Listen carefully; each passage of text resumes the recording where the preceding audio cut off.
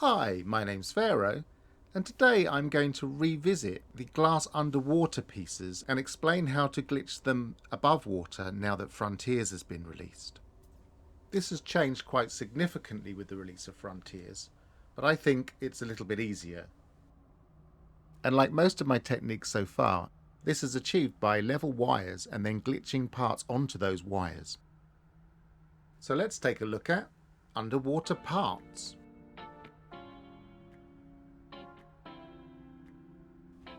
We start off by placing a cylindrical room. Cylindrical rooms and normal corridors share exactly the same dimensions as their underwater counterparts, so they're ideal for our scaffolding. Next, I'm going to save that position by snapping a corridor against it.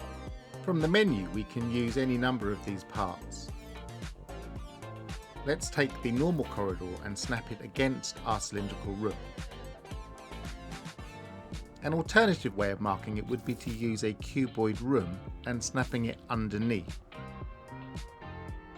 Either way, when we delete our cylindrical room, we can position a cubic room in exactly the same spot as a cylinder by either snapping a cubic room on top of the existing cubic room or snapping two cubic rooms from the corridor. And if we then glitch to a wire, this wire is in the correct point to glitch a cylindrical room to. To mark the position, we can either drag the wire down to the lower cubic room power point or across to the cubic room next to it. We would then need to level this wire off. Here I'm going to use the corridor. So we snap a cubic room, position another cubic room, and reverse wire glitch to a wire. This wire is in exactly the right position to glitch any large prefab structure onto. We then drag the wire to the nearest power point on the cubic room. And then reposition our cubic room on the other side of the corridor. We can then reverse wire glitch again, drag this wire to our first wire point, creating a level untwisted wire.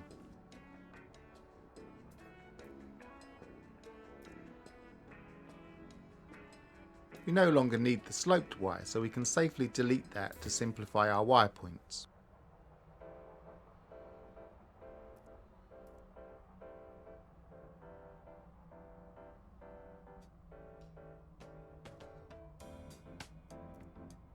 Now we can delete the cubic room,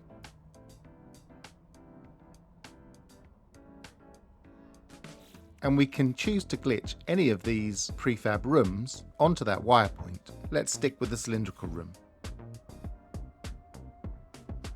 If we position ourselves so that we can see the wire connector properly, we can highlight that wire connector and glitch directly to the cuboid room.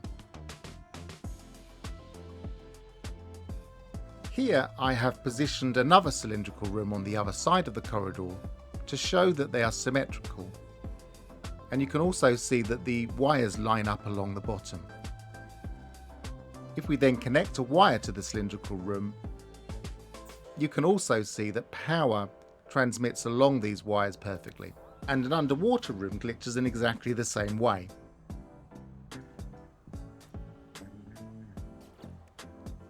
The straight corridors and most of the other corridor parts snap perfectly to underwater chambers. So we can use the standard above water parts to find our glitch points for the underwater parts. So if we position a straight corridor and then glitch to a wire, we could drag that wire point to our level wire, thereby marking the point where we could glitch a glass tunnel. But again, we would need a level wire to glitch a tunnel, so we need another point level with the tunnels.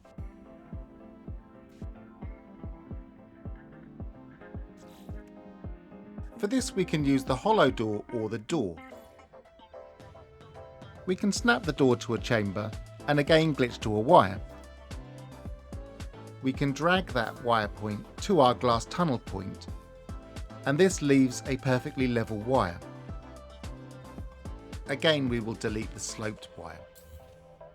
These parallel wires make it very clear that the snap points for corridors are higher than the snap points for the larger prefabs. If we now select a glass tunnel and go to our pre-prepared glitch point and glitch a tunnel onto it, we will see that the tunnel has been positioned sideways, so we will need a new wire at a right angle to create a wire with the correct direction. I prefer to use the X-shaped tunnel because it is universal and can be snapped in any direction. Alternatively, you could just lay out normal tunnels where your glass tunnels were going to be. We can snap a tunnel, move in the direction we want to go in, glitch to a wire, and pull that wire back underneath the snapped tunnel. If we then delete that tunnel, this leaves us with a right angle wire. Then carefully selecting the right angled wire point, we can glitch our tunnel onto it, leaving us with a tunnel in the correct direction. Being an underwater part, watertight doors can't be snapped onto these tunnels. So again, we would need to use a normal door and position it in the position we want our watertight door, and then glitch to a wire and pull that wire back to one of our level points, in this case the other doorway.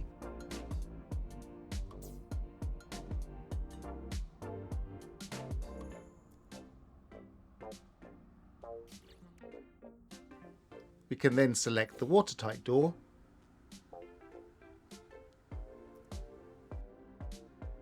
select our doorway wire and glitch the watertight door into place. And finally, we have 3 underwater parts all perfectly aligned. So now let's look at the L-shaped glass tunnel.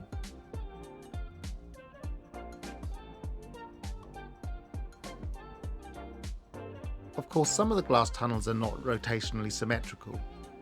If we were to glitch the L-shaped tunnel onto this point, it would end up pointing in the wrong direction and not connecting to our cylindrical room. It is also worth noting that if we have an independent wire and we glitch something like the L-shaped room onto both ends, both pieces end up in the same orientation. So the wire points don't point outwards from the wire, but instead both point in the same direction. Therefore, it's a good idea to delete any wires that are touching each other that could confuse your direction.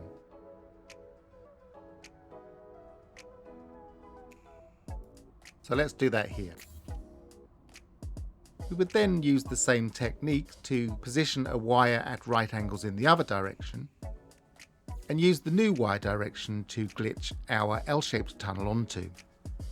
The same would apply to the T-shaped tunnel.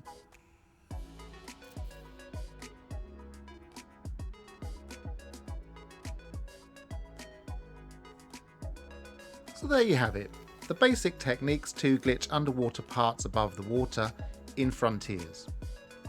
I will be looking at tunnels in more detail when I take a look at how to slope tunnels now. So until then, have fun with underwater parts.